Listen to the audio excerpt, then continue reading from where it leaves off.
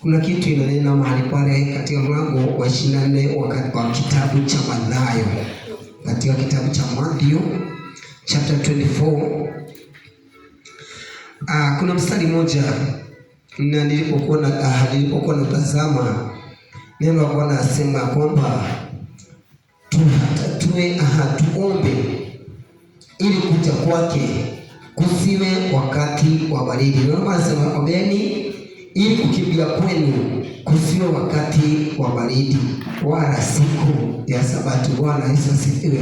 Maneno haya ni Yesu alipokuwa ananena wakati Biblia inasema alienda akakaa mahali na wanafunzi wake wakawa pamoja na yeye wakaenda katika sehemu za faragha na wakamuuliza maswali, wakaanza kuuliza Yesu maswali ya wakati utakapokuja. Bwana asifiwe.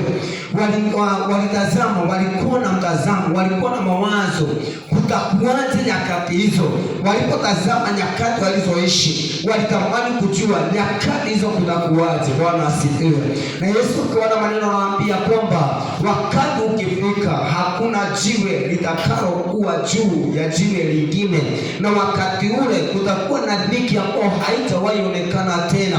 Yesu akanena maneno ambayo alinena na wanafunzi wake na akawaambia nyakati hizo kutakuwa na makristo wengi, watainuka watu wengi watakaojiita Kristo, na kanena ya kwamba kutakuwa na wakati manabii wa Mungu watakuwa wengi, watasema Yesu mlimani, Yesu pate huu, Yesu yukule.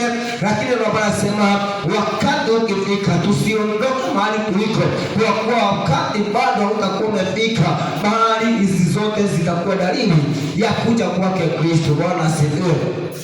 Yesu akiwa anafundisha akanena juu ya chukisho ama akanena juu ya uharibifu, mambo ambayo ni ya uharibifu yatakao kuja na yatakaoletwa katika hekalu la Bwana katika nyakati hizo.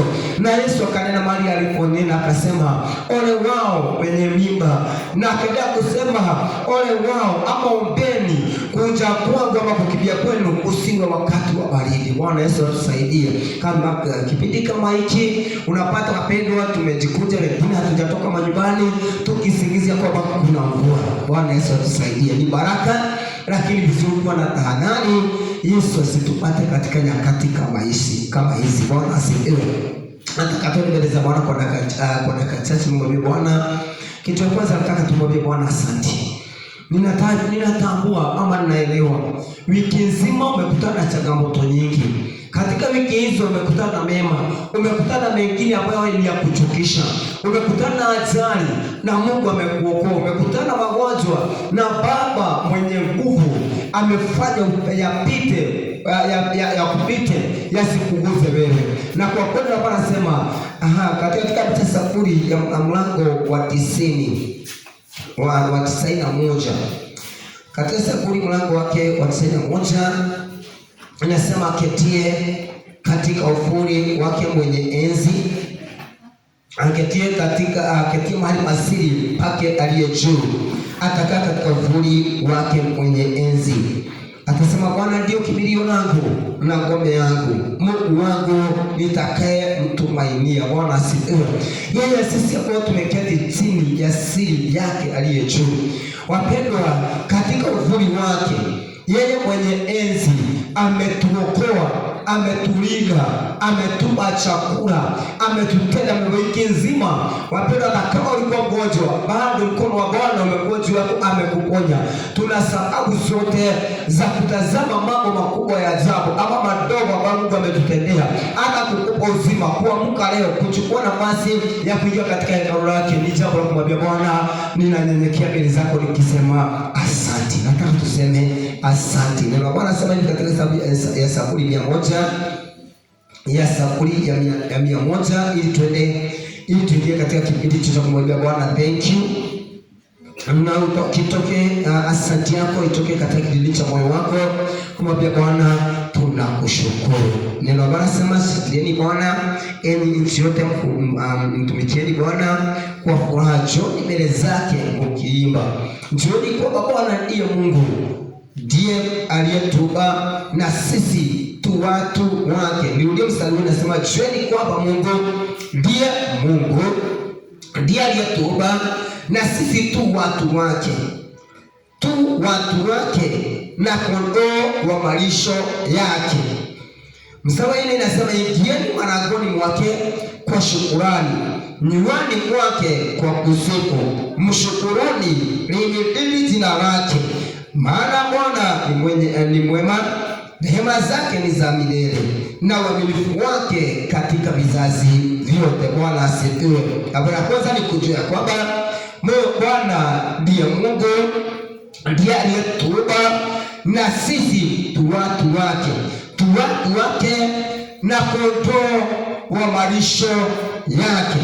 Wapendwa, ndio anasema tu watu wake.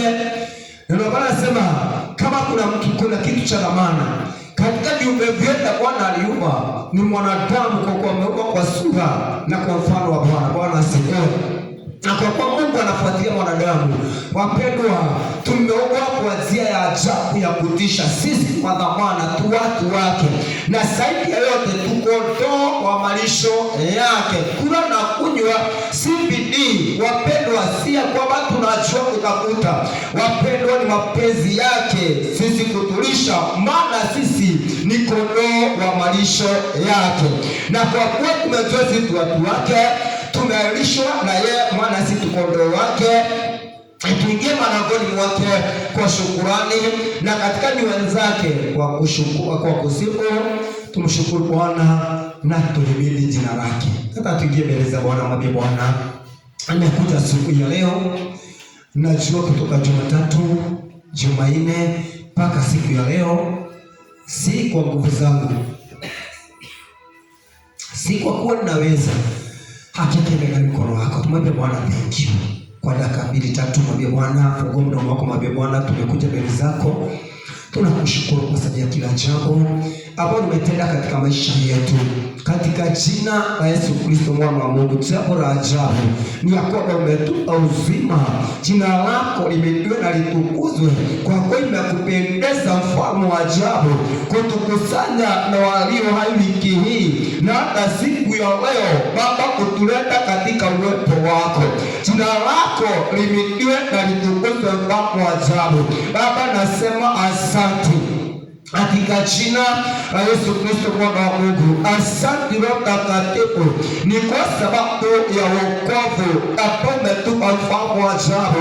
Maana si kwa nguvu wala uwezo wa mwanadamu awaye yote, bali Baba pekee tunali mapenzi yako, ambapo kwa neno lako na kwamba ulituchagua kabla misingi yote ya dunia kuwekwa, hapa ulitakulia kutuchagua hapa katika pendo, katika mapenzi ya mfalme wa ajabu. Katika jina la Yesu Kristo anasema asante Roho wa Bwana kwa sababu ya kutupa wokovu, kwa sababu ya kutuokoa na kutusamehe kila dhambi na makosa. Kwa kuwa Baba, tulikuwa tumekufa katika dhambi na katika makosa yetu, na kwa rehema zako Bwana wa majeshi ukabeba dhambi zetu pale msalabani, ukiwa wafu kwa dhambi tukawa hai kwa matendo ya haki. Asante kwa sababu ya kupigwa kwako Baba ili tupate uponyaji. Jina lako limeinuliwa na litukuzwe. Asubuhi ya leo tumekuja mbele zako na mbele ya madhabahu yako, wakati tukiwa na fungu la shukrani. Ni kwa sababu ya matendo ya ajabu, ni kwa sababu ya fadhili na wema na fadhili zako. Hata Baba, umeonekana kwetu wiki nzima, ukitulinda, ukituokoa, ukituhifadhi. Wema na fadhili zako zimetutosha Bwana, katika jina la Yesu Kristo mwana wa Mungu. Baba, duniani na mbinguni hakuna awaye yote ila wewe, mfalme wa wafalme. Unastahili sifa, utukufu, heshima na adhama, katika jina la Yesu Kristo mwana wa Mungu. Toa kwa Mungu ili tuta katika utukufu wa mwanao hapa pingu na neno lako na nena na kwamba Bwana utatuinua, utatuimarisha, utatudibitisha kwa utukufu wa jina lako. Mbele zako asubuhi ya leo Hapa tunaja mbele zako na kusema asante. Asante kwa wema na fadhili zako. Asante kwa kuwa umekuwa mwaminifu. Jina lako lihimidiwe na litukuzwe katika jina la Yesu Kristo Bwana wa Mungu. Asante kwa upendeleo huu. Hapo umetupendelea mfalme wa ajabu. Na Bwana imegharimu mkono wako hata kuonekana katika madhabahu haya siku kama ya leo, mfalme wa ajabu. Katika jina la Yesu Kristo nasema tambua hapa mbinguni kuna wengi wamelazwa hospitalini, kuna wengi ambao wako tena. Sisi Bwana umetupa nafasi ya kuliabudu na kuliadhimisha jina lako takatifu hapa kwa mwema na mwaminifu Bwana, katika jina la Yesu Kristo Bwana wa Mungu. Asante mfalme wa ajabu. Asante kwa sababu ya watoto hao. Asante kwa sababu ya wazee. Asante kwa sababu ya mama. Asante kwa sababu ya kila mmoja apende nasi kuyaleo mfalme wa ajabu, ambapo ingia katika madhabahu yako, ambapo wote walio tayari, ambapo kulipokea na kulishika neno lako, katika jina la Yesu Kristo Bwana wa Mungu. Na kushukuru mtakatifu, maana imekupendeza ambapo kutupa uzima na kutupa nafasi huu. Jina lako lihimidiwe na litukuzwe, yani katika Kristo Yesu. Tunapenda kuamini. Bwana asifiwe. Naamini Bwana umemwambia Bwana asante. Kwa moyo wako umefungua moyo wako na kumwambia Bwana na kushukuru. Labda wewe si kama mimi, unahesabu mambo ambayo Bwana amekutendea. Ulinzi amekutenda mema, amekuinua, amekuokoa katika majanga mengi. Wapendwa, mhesabu Bwana, mwambie Bwana kwa haya yote Bwana singeweza kuyatenda. Ninakushukuru kwa kuwa mkono wako umenifikisha siku ya leo. Hata neno Bwana asema kama si Bwana aliyekuwa upande wetu, maadui wangetumeza tungali hai. Wakati walighadhabika, wakati walikuwa na hasira juu yetu, wangetumeza hatugeonekana tena.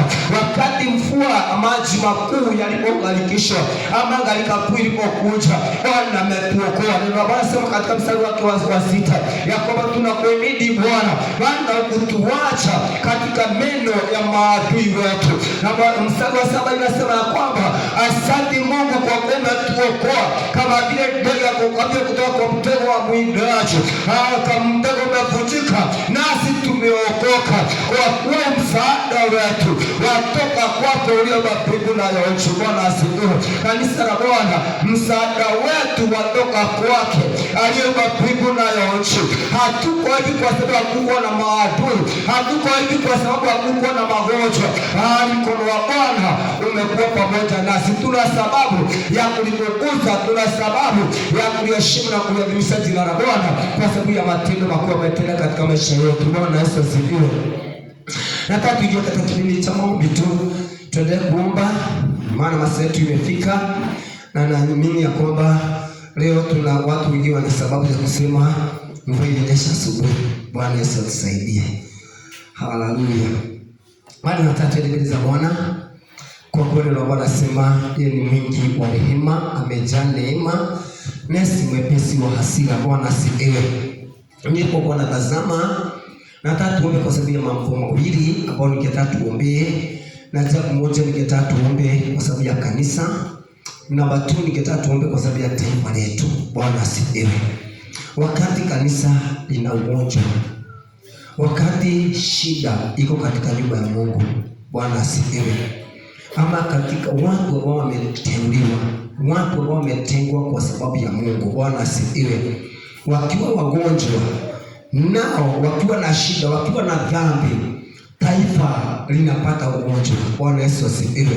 Unatazama, nataka tuombe kwa mahali uko, tumwambie Bwana tunakushukuru kwa sababu tumeokoka, umetupa nafasi ya kuitwa wanao katika jina la Yesu Kristo. Mwambie Bwana tumekuja mbele zako kama wanao, tukilishukuru jina lako na tukikusifu Bwana wa majeshi. Nataka tuende katika hiyo njia, tumwambie Bwana tumekuja mbele zako, sisi tunatambua ya kwamba tumenye dhambi mbele zako na mbele madhabahu yako. Tumetenda mengi, tumenena kwa kuwa tumewaza kinyume na mapenzi yako, na si wewe tu. Mwambie Bwana unaomba kwa sababu ya the entire church, kanisa wote. Hapana, kanisa ni mimi na wewe, kanisa ni mimi na wewe na huyo mwingine hapa anajiita ameokoka. tumwambie Bwana, tumekuja mbele zako Bwana kama kanisa lako. Rabaro wewe kichwa cha kanisa, sisi ni mwili wako Bwana. Tumekutenda dhambi, tumetenda yaliyochukisha. Uovu na dhambi zetu zimeinuka juu ya vichwa vyetu. Neno la Bwana nasema katika kitabu cha Isaya mlango wa 59 mstari wake wa kwanza na pili, yako masikio yangu si mazito ukashindwa kuwasikia, mkono wangu si mfupi ukashindwa kuwafikia, bali dhambi na uovu wenu imewafarakanisha pamoja nami. Yani ni kuonyesha kwamba tumefarakanisha pamoja na Bwana. Mungu hataki kusikia maombi yetu, hataki kutuona kwa sababu ya dhambi zetu. Baba Bwana, tumekuja mbele zako sisi watoto wako, na kwa kuwa neno la Bwana anasema yeye ni mwingi wa rehema, amejaa neema na rehema. Yeye ni mwepesi wa hasira, na anasamehe na dhambi na uovu. Wapendwa, tumwambie Bwana kwa kuwa ni mwingi wa rehema, anasamehe, atusamehe kama kanisa la Bwana. Tumwambie Bwana, tunatubu mbele zako na mbele madhabahu yako katika jina. Tuende mbele za Bwana kwa dakika moja. Tumwambie Bwana, tumekuja mbele zako sisi watoto wako, tunajua na tunatambua kwamba tumetenda yasiyopendeza mbele zako, tumenena yaliyochukisha mbele zako, tumenung'unika kwa mambo mengi. Akatibu kwa damu ya mwana kondoo ukaturehemu sawasawa na fadhili zako, katika jina la Yesu Kristo wa Nazareti. Neno lako asema tuenende katika nuru, kwa kuwa wewe unaishi katika nuru. Asa tunashirikiana sisi kwa sisi na wewe Bwana, damu yako yatutenga na kila udhalimu, yatusamehe kila dhambi, yatutenga na kila hukumu. Wewe Bwana, kwa jina la Yesu Kristo wa Nazareti, Bwana ukatusamehe, ukatutakaza kwa damu ya mwana kondoo, ukaturamu sawasawa na fadhili zako, uonaye katika siri zote. Tunatubu kwa sababu ya kila mmoja hapa, kutoka wachungaji wakuu hata wadogo sana, watoto wetu hapa, wazee wa kanisa masemazo. Tunatubu kwa sababu ya wazee wote, mama wote, kwa sababu ya kanisa lote hapa. Tunachukua mzigo huu wa dhambi na kuleta pale msalabani Kalvari. Wewe achane na rehema, ukatusamehe, ukatutakaze kwa damu ya mwana kondoo. Rehema zako katika litaji ukarababesa hapa, kwa neno lako la nena tuje kusemea sana. Ijapo kwa dhambi zetu ni nyekundu, utakosha sawa kama vile sulu. Neno lako la nena tuinue sauti zetu, hautatutika toka patakatifu pako toka mlima wako mtakatifu. Asante kwa neno la nena, na kwamba tutakuita Bwana, hautatutika tokapo kuita kwa mioyo yetu yote. Asubuhi ya leo mfano wa wafalme hapa tumeniwekea mbele zako na mbele ya madhabahu yako, takatubulia sana ema na rehema, ukaturehemu sawasawa na fadhili zako, ukatuosha na kutakaza kwa damu ya mwana kondoo. Hapa kutoka wachungaji, watu wote wadogo wakubwa, ukatusamehe, ukatuosha, ukatakaza kwa damu ya mwana kondoo, katika jina la Yesu Kristo wa Nazareti. Hapa tunakuita katika akatupa kwa pepo kuna dhiki, katika taifa letu hapa kuna shida nyingi, utusamehe, uturudie katika jina la Yesu Kristo wa Nazareti. Asante kwa neno lako la neno, hapa tukitafuta uso wako, hapa utaonekana kwetu. Neno lako la neno tukitenda kura mema ya nchi, katika jina la Yesu Kristo wa Nazareti. Bwana, neno lako la neno kwa makosa yetu, hapo umeweka mbele zako dhambi zetu za asili, umeziweka katika nuru ya mwanga wako. Asubuhi ya leo tunyenyekea Bwana, hapa tumekubali kwamba tumekutenda dhambi, tumetenda yaliyochukisha mbele zako. Unenapo Bwana ujulikane ni mwenye haki, katika jina la Yesu Kristo wa Nazareti. Hapa tunatubu kwa ajili ya kanisa lote, tunatubu kwa sababu ya wachungaji, tunatubu kwa sababu ya viongozi walio katika kanisa na katika dini, katika jina la Yesu Kristo wa Nazareti. Asante Roho wa Bwana, hapa kwa kuwa tumetusamehe, hakututendea uovu na dhambi zetu, hapa kwa kuwa neno lako la neno, kama vile kusini mbali na kaskazini, hivyo ndivyo tumeweka dhambi zetu mbali nao. Asubuhi ya leo Bwana tunatubu. Asante Roho Mtakatifu kwa msamaha. Roho Mtakatifu ponya kanisa, ponya wazee, ponya wachungaji, ponya Bwana kanisa lote, limarishe Baba, lidhibitishe kwa jina la Yesu Kristo mwana wa Mungu. Naamini Bwana, kama vile tumekurudia kwa mioyo yetu, na utaturudia na utatuponya, kwa kuwa neno lako lanena watu walioitanishwa na jina lako watakapotubu na kunyenyekesha, utawasikia toka patakatifu pako, utawasamehe na kuponya taifa letu, katika jina la Yesu Kristo mwana wa Mungu. Tunanyenyekea mbele zako mara tena hapa kwa ajili ya taifa letu, mfalme wa ajabu. Baba, kwa yote tumekutenda dhambi, viongozi wetu kutoka wagaza juu mpaka wagaza chini wametenda yaliyo maovu mbele zako. Wewe wastahili uoneka, wewe uliyejaa neema na rehema, wewe mtakatifu, Mungu wa majeshi, wewe uliye kuhani wa maungamo yetu. Tunaungama mbele zako na mbele ya madhabahu yako kwa ajili ya uovu unaonekana mbele zako, kwa sababu ya udhalimu, kwa sababu ya umwagikaji wa damu, kwa sababu ya uovu Bwana usiotamkika ambao tunautenda mbele zako. Tazama uovu wetu ambao umeinuka juu ya vichwa vyetu, viatu hizi tuna haya hata kuinua nyuso zetu mbele zako. Bwana, ukatusamehe, ukaturamsha sawa na fadhili zako. Ambao wazee wametenda dhambi, mama wamekutenda dhambi, watoto wetu, vijana wetu wametenda yaliyochukisha, tusamehe na ukaturamsha sawa na fadhili zako, katika jina la Yesu Kristo mwana wa Mungu. Asante mfalme wa ajabu, kwa kuwa umeahidi tukitubu na tukikurejea, wakati utakapotuma tauni na watu wako walivie jina lako, wakati utakuwa umetuma mabaya na watu wako wakutazame, wainue sauti zao wakitubu na kukurejea, hapo ukiwa juu mbinguni utasikia na kutusamehe na kuponya taifa letu. Asante Roho wa Bwana, nasema ponya taifa letu, utaponya kanisa letu kwa damu ya Bwana kondoo. Asante Roho Mtakatifu, tukisifu tukunga na heshima, na katika Kristo tunaomba. Bwana Yesu asifiwe. Wakati mwingine wapendwa, ni vizuri kujua.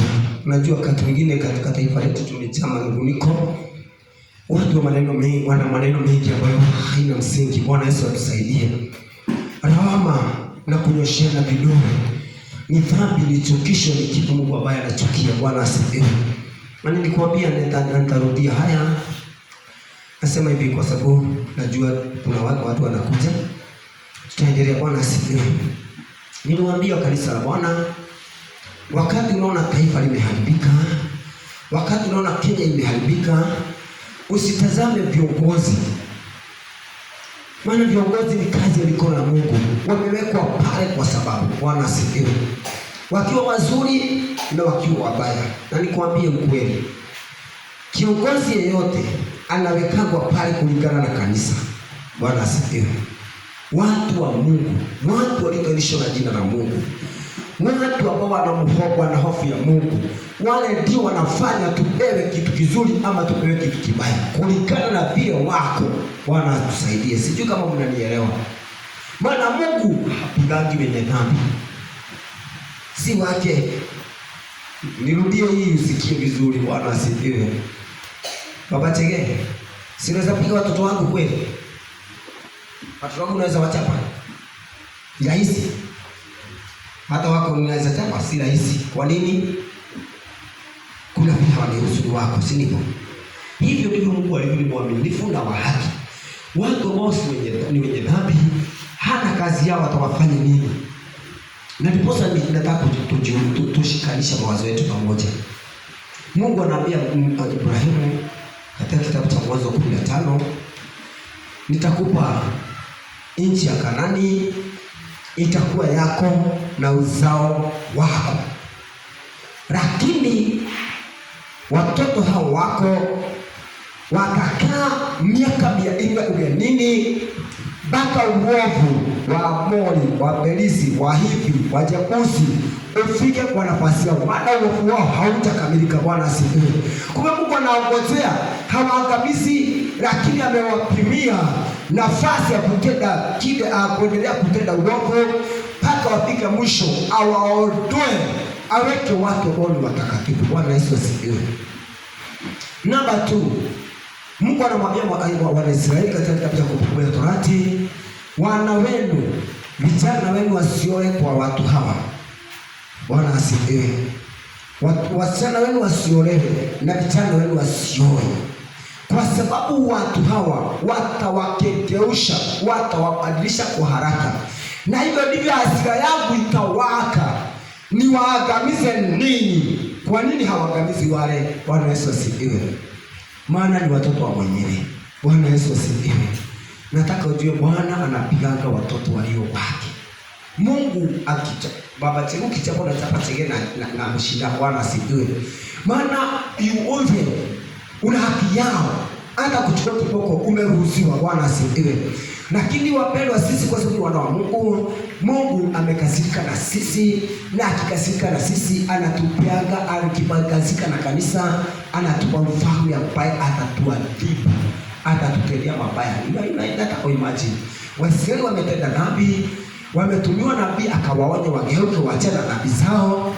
Ametumiwa Yeremia na Mungu anamwambia enenda kwao, ni kizazi chenye ukaidi, chenye shingo ngumu. Lakini usifadhaike, maana ukiwaogopa, usiwaogope, maana ukiwaogopa nitakufadhaisha. Enda waambie maneno haya. Bwana asifiwe. Haikuwa maneno mazuri. Kwa kweli msipotubu na kugeuka, mtaenda uhamisho, mtachukuliwa mateka, wadogo kwa wakubwa. Bwana asifiwe. Maneno haya yananenwa na Yeremia, na Yeremia mtu ambaye anasema atawateka ni muovu, si mtu wa Mungu, ni watenda dhambi, watu walio na mambo yaliyochukisha, wana miungu yao, na nabii hawa ndio watawateka nyara. Enda uambie watu waachane njia zao. Bwana asifiwe. Na baada ya kukausha mioyo yao, baada ya kukausha nyuso zao, baada ya kuenda na kutokaonyeka, wakaachiwa katika mikono ya Nebukadneza. Bwana asifiwe. Mfalme aliyekuwa mkatili aliwaua, alivunja ukuta wa Yerusalemu, akauchoma na moto, akachoma nyumba iliyokuwa na urembo, iliyokuwa ya thamani kubwa, ilikuwa na fedha na dhahabu, ilikuwa na bronze, ilikuwa na kila kitu. Bwana asifiwe. Ikaharibiwa, ikaporwa hizo fedha zote, ikaporwa gold zote. Wapendwa, Mungu akiadhibu mtoto wake. Bwana asifiwe. Kisoma katika kitabu cha Yoeli,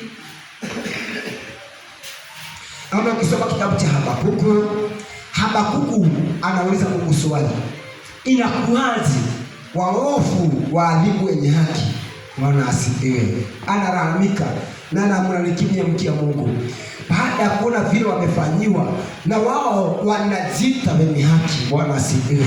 Na Mungu akamwambia, niliwapeana kwa huyu, kwamba nilikasirika kidogo nikawapeana kwake awaadhibu kwa kiasi, lakini kwa sababu amewaadhibu zaidi ya kile vile nilikuwa nimekusudia, baadaye nitakuja kuadhibu kwa sababu yenu. Bwana asifiwe. Lakini tayari wameadhibiwa, tayari wamechukuliwa mateka, tayari wamehamishwa si mwaka moja, miaka 70. Bwana asifiwe. Na imagine miaka 70 mabacha ukiwa Tanzania, ukiwa mtumishi Tanzania, miaka 70 ukiwa mtumishi Tanzania, utatoka huko kwa nini? Bwana asifiwe. Wapendwa, na neno la Bwana lilikuwa limeweka mambo mangapi? Matatu. Namba 1, usipokubali wakati Nebukadneza atakuja, mambo ni mawili: ujipeane. Bwana asifiwe. Ujipeane kwa mfalme Nebukadneza. Usipojipeana, utoroke, hautapona mambo mangapi? Hautapona upanga na hautapona njaa. Kwa hiyo waliojipeana, waliochukuliwa, walikuwa salama kuliko wale waliokuwa wamejificha na wamebaki. Bwana atusaidie. Maana yote alikimbilia, kama alikimbilia Misri ama alikimbilia kwingine, alienda akakufa kwa upanga wa taifa lingine, na akakufa kwa sababu alikufa kwa sababu ya upanga na akauawa na kitu kingine inaitwa njaa. Bwana Yesu atusaidie. Nataka uone hatari za aina hii, wapendwa, zikiwa zimeachiliwa kwa watu wa Mungu.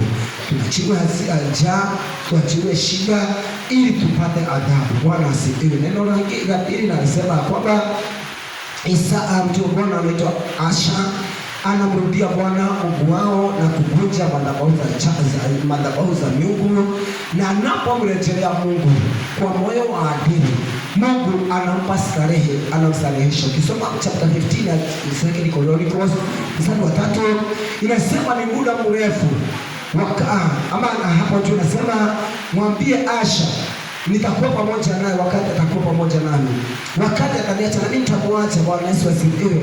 Naongea hivi kwa sababu ili wapendwa, wiki hii tunakuja tuombee taifa letu, ombea taifa letu, na kabla uombee taifa letu jiombee, ombea kanisa la Bwana lipone, watu ambao wametenda dhambi wageuzwe, Bwana atuhurumie kama kanisa apate kuliponya taifa letu, maana kanisa likipona automatically taifa letu litakuwa limepona. Bwana asifiwe. Unajua pendwa, kuna kilio.